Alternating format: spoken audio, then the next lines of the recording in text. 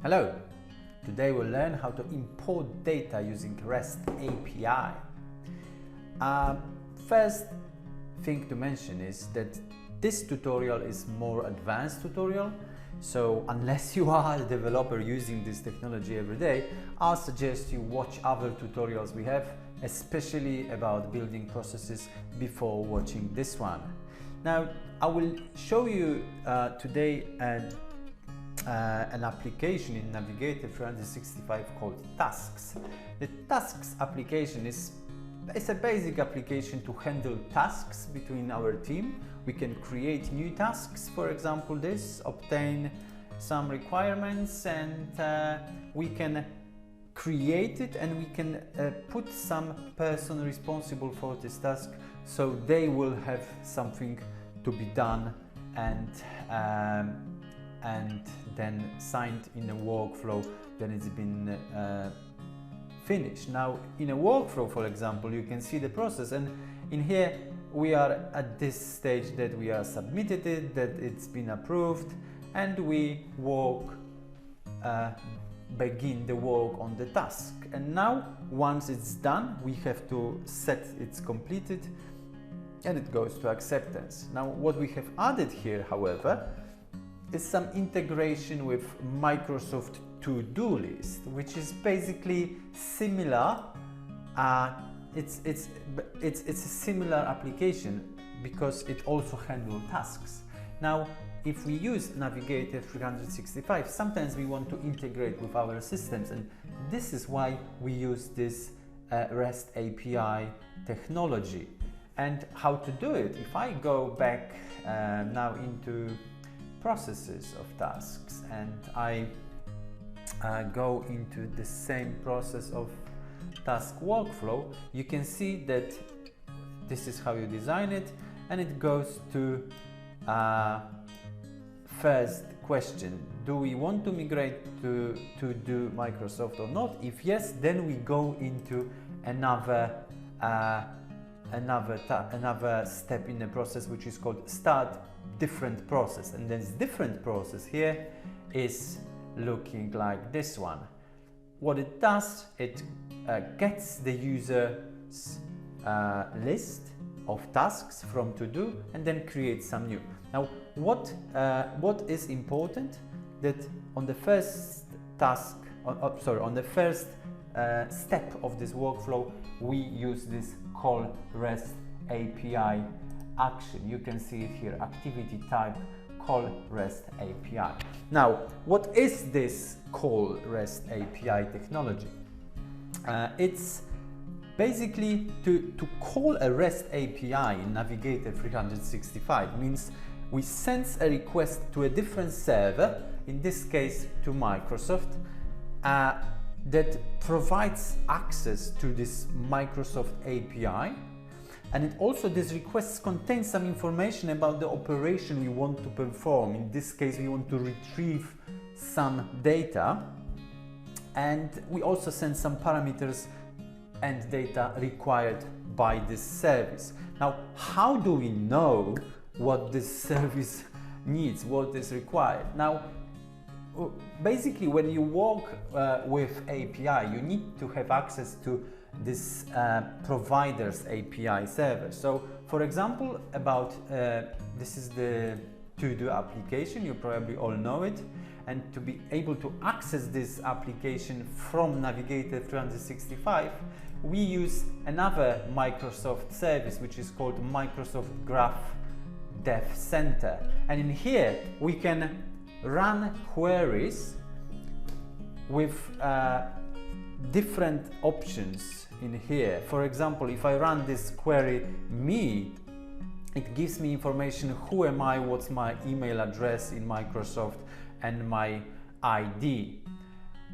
Alright, and also we have this letter I here, where we can move to different data presented by Microsoft of how to create these queries for API. So basically, to work with API is to trial and error these queries first in, for example, div Microsoft Graph Center, or if you want to connect to different APIs, let's say Facebook, then you would be using probably this page where you have Meta for developers, and again you have some information how you can start creating different requests for Facebook, access of API, REST API access, and also you can use the same you can send the same queries through Postman. Very often developers do it through Postman, so in here you can use any API service you want. Now I will, for this example, I will use only a Graph Explorer from Microsoft. So I'll come back now to my step of the process, and in here we have this call REST API activity type. In activity settings now we have many different things to choose. Now today, because we only want to import data today in this tutorial, I will use a get method. The others we have is put, post, delete and patch, and I will keep them for later tutorials. To use the get method, we basically send a request to the server to receive some data. So get means we get some data from a different server. And to set up this action, we need a URL.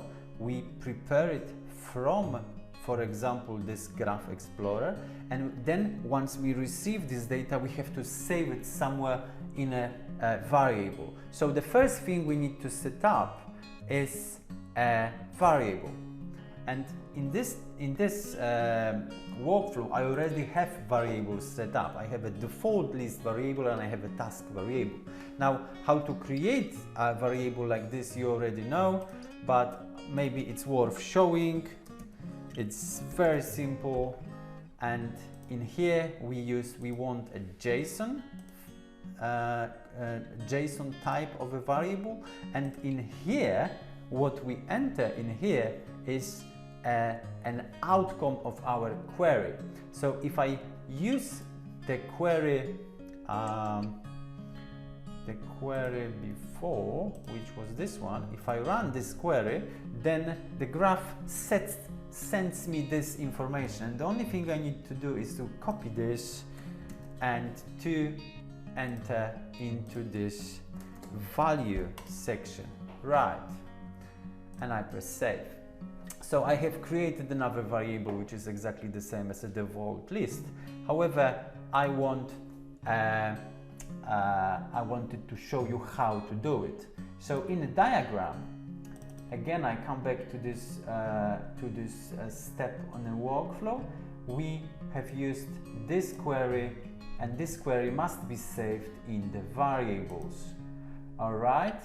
The important part in here is that to be able to send this query, most of the APIs needs authorization. So in this case, we have some authorizations available. We can use known if there is an API with known. We can use some basic authorization when we use the password and the username, or we can have some API key generated for us when we sign up for this API system, or we can use the token. In this case, because it's a Microsoft, we use token. Now, what we have done, we basically assigned our users to the Microsoft users. So if I go have a look, if I go into system application and I'll show you user Jason Miller, then you can see that this is his general info, but in settings in here we have now a place called Microsoft user token, and this token lets us authorize API queries. All right, so I come back in here, you can see that I have this token using mentioning from the user data in our system. You can see now that using this call REST API action to get some data from an external server is very easy, but the best part is that once we have this data saved in a global variable, now we can use it in the process. So I'll show you a very quick scenario that I will just add one more step in here, which will be right here, and this step will be called new project, and as a user activity I want to make a create document. So what I basically want to do, using the data from the user's default list, I want to create another project in my tasks application. So in activity settings then I want to use a create mode new, and I will perform a creation of okay, I have only task to choose. To change it I just need to go into general and then add projects, fine, save. Now in diagram again I can add here a project now, lovely. And this is the best part, I will use the data from the variable.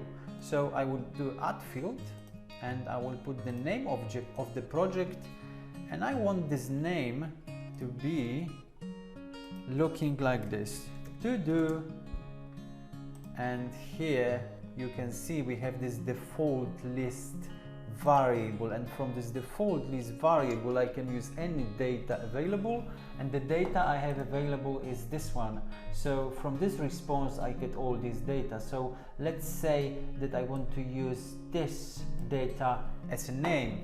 So in here I will use well-known list name, and also quickly let's do I think the status is required, so let's set the status to active, and I think the person responsible was required in here, and I will use the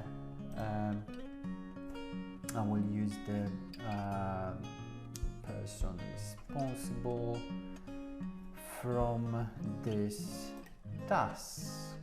Person responsible, yeah, lovely. So this one we can have now saved, and we just need to put the line connecting those, and we can save the process. Now to show you this, I will to show you how it works basically. Now I will just log out from this account of Zoe, which is a demo user, and I will log in with Microsoft as Jason Miller using my Microsoft account. And in here let's go to tasks and create a new task, and in here let's pick some project. Will be install get using call REST API, and as a person responsible would be me, Jason Miller, and let's say due date next week. So press save now and submit. You can see in a workflow that we are somewhere in here. Now we will go to migrate the task to Microsoft ToDo. So I'll go here and I press approve. Now I have this little click to be done here, create the task, yes, and begin the work. At this stage there's quite a lot of happening, because you can see there is many actions being done, but what the most important action for me is that I have now a project created. In projects you can see this is now a new project here with ToDo tasks default list. You can see this default list came exactly from my variable I have get from Microsoft. So this is like an immediate use of how you can use this action to create a document based on a variable. More information about posts, patches, and how to integrate with the system using this CallRes API, you will find in another tutorials. Thank you very much.